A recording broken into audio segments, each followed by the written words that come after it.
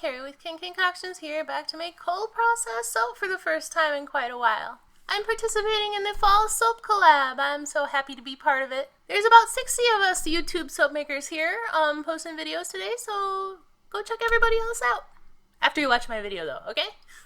So I was part of the group that had to use pumpkin and orange in my soap. And this is actually my second version of this soap. My first didn't turn out so great. I didn't even take pictures, so I can't share with you what it was, but I was trying to put a pumpkin in the center of this soap and it didn't work. But hey, I learned some things, and I'm sure I'll try again.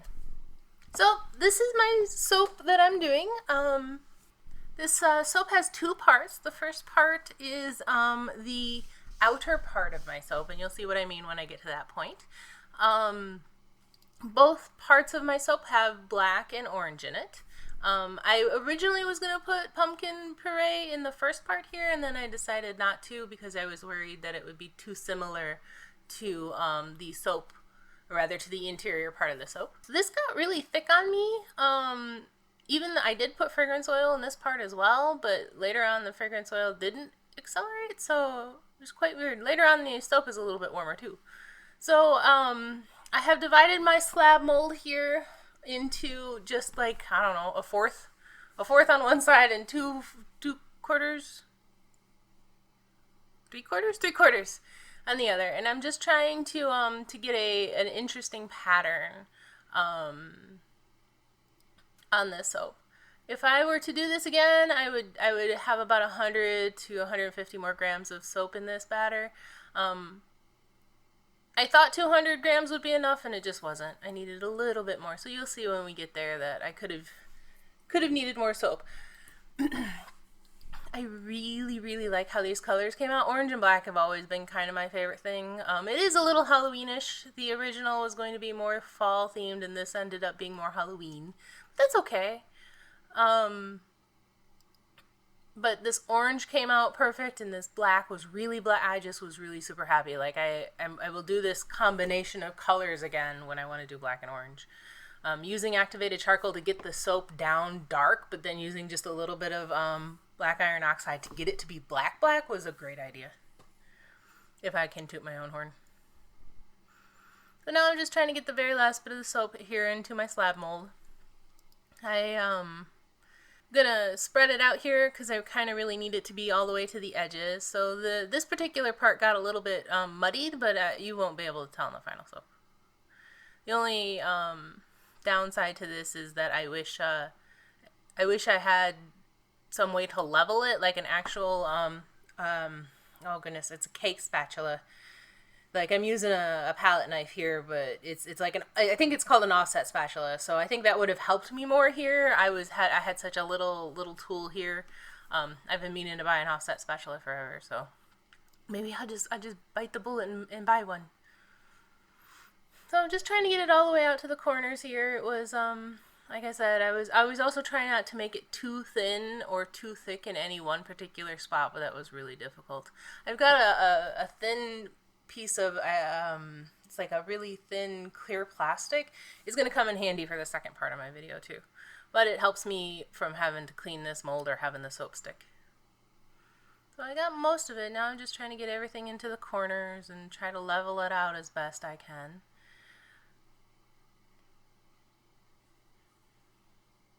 When I saw how brown this was getting, I was like, oh, this is going to be so ugly, but it was fine. Wasn't a problem at all. Like, you can't even tell.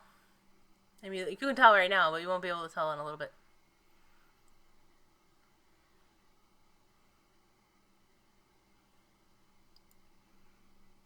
This mold is from Custom Craft Tools, and you've seen me use it before. I made my sister's soaps in it for the first time, and then my Christmas soaps last year I made in this mold. So I'm trying to be perfectionist here, and I should just leave it be. So here it is. I've just taken it out of the mold. This is a PVC pipe that I painted purple because I didn't want the ugly white PVC parts on the outside. I have been practicing in this mold a lot, so you see a little bit of soap that's stuck there at the bottom. So I'm sorry this is happening mostly off camera here, but I'm trying to to turn this sheet of soap into you know, a column, or just basically to line this PVC pipe. If I think I waited too long, I should have maybe like 2 or 3 hours earlier come in and tried it then. I don't think it would have cracked the way it did, but I did my best to try and fix it. I'm using this spoon here to just kind of smash it down so that it's against the wall part. In hindsight, I wouldn't have closed up that other end of the soap pipe already. But live and let learn. So now we're doing the center part. This is the fragrance I used, Cranberry Pumpkin from FragranceBuddy.com. It is a very warm pumpkin scent. So, and these are my 2 oranges, Atomic Orange Makeup and Neon Orange Pigment, both from Nurture Soap. And here I'm adding my pumpkin puree. This is I would say that this is the first time I've used pumpkin puree, but I did try just kind of on a offhand one time to do some practice because I'd never used purees before in my soap. So I made a sample soap using it. It looks kind of really gross at the moment, but after it's in the soap, you can't tell. Adding my lye water.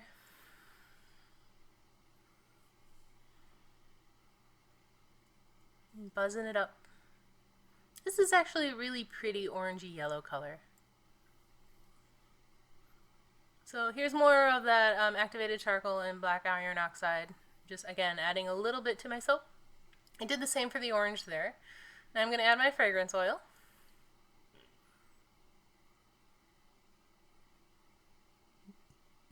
And stir that up.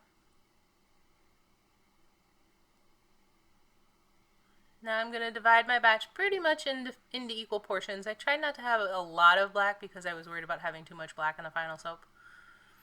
And I know this orange looks really bright here, but it's not. I've got a lot of soap here that I need to color, so that neon just kind of stands out.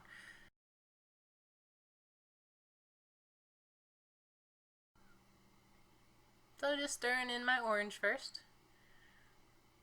This was the perfect pumpkin color in my particular opinion. And just stirring up the black here in a second.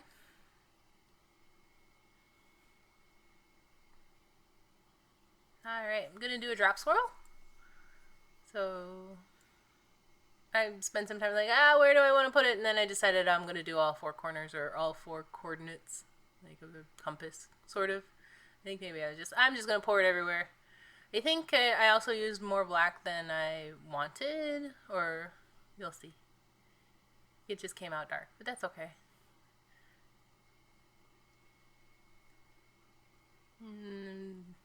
Soap in the corners is giving me trouble today.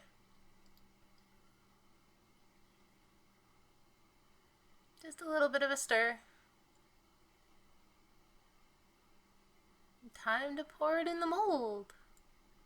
So I'm just pouring it straight down the center. And I was worried I wasn't going to have enough soap. Turned out I had more than enough for this particular pipe. I'd never tried to fill it all the way to the top before. And there was, about 200 grams worth of soap around the edges as well. I wish my camera would have focused here, but oh well. Just banging it down, trying to get any bubbles out. Me and my stick blender are not in good terms right now. It keeps adding bubbles to my soap. Alright, next day. There's the lid off. That's what the top looks like. And then I'm just taking off the tape on the bottom here. And I'm going to use a knife to pry off this bottom edge. There was a price sticker on this particular lid, and it stuck to the soap. You'll see here in just a second. So we have a barcode on our soap. I'll just cut that tiny bit off. Now this white here on the end here is just another soap that's actually part of my failed pumpkin soap that I tried to do before this one, and I just use that to push it out. The clear plastic really helps with these pipes.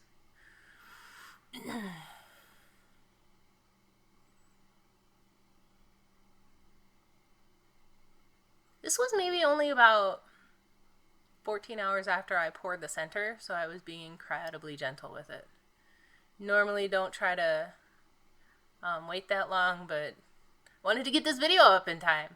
So here's the outside of it. You can see we got a little bit of yellow here. It's probably partly from it leaked, 1, 2, from the fragrance oil, 3 probably also the pumpkin added to that. Just cutting off the ragged end here. So there's the first cut of the soap. I'm not sure how I feel about it.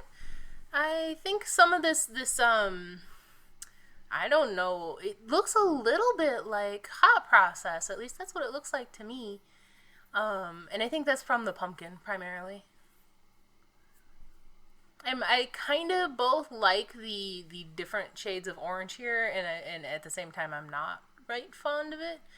I can think of a dozen ways I would do this soap again. I think the center would just be one color, whether that's black or orange. I'd figure that out at at another time. This fragrance oil did have a little bit of vanillin in it, so that could be part of the discoloration as well. I'm really, really eager to try this rimmed option again, because as you see, the farther I cut down, the more and more you see where it cracked and where it leaked out. But that's okay. Actually, it was a fun experiment to try and make a rimmed soap in this particular way. When I first started soaping, I'd seen somebody make this style, and I was like, oh my god, I love it! And I always never got a chance to play around and actually do it, so I will try again, that's for sure. And I think this is the last little end piece. Oh, and that's my pumpkin collab soap. Thank you so much for watching, and I'll see you guys in the next video, hopefully very soon.